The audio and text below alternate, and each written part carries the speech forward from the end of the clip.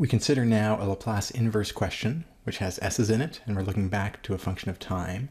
However, if we consider the form of this function, it does not match any of the forms that we see here. So what are we going to do? Well, there's a little hint in the notes up here. Partial fractions might help us because we have a complicated denominator here, but if I can break it into two terms, we might get two terms that have the form that leads to an exponential. Let's see how that plays out. We're asked to find the inverse transform of this rational function. So let's explore what that rational function could be rewritten as and see if that helps. Well, we have 2s minus 3's. The denominator can be factored into s minus 3, s plus 2.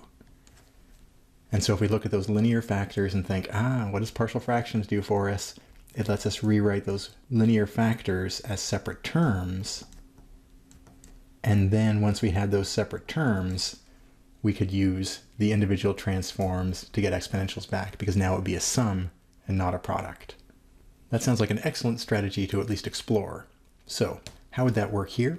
We would use partial fractions and whatever technique, whatever shortcuts you've learned.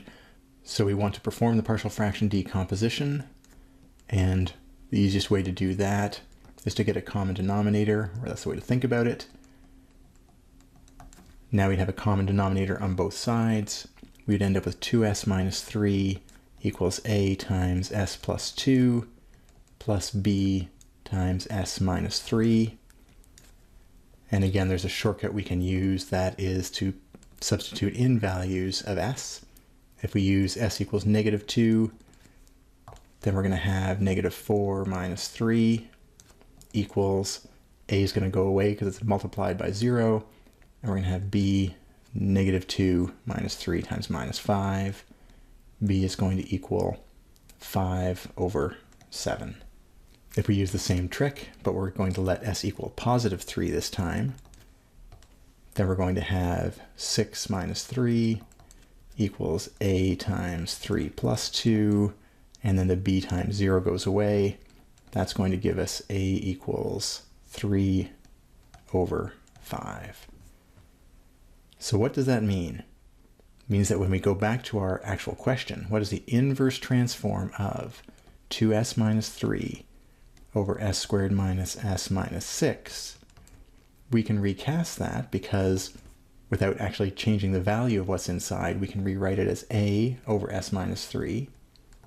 That's 3/5, 1 over s minus 3, plus the inverse transform of b over s plus 2.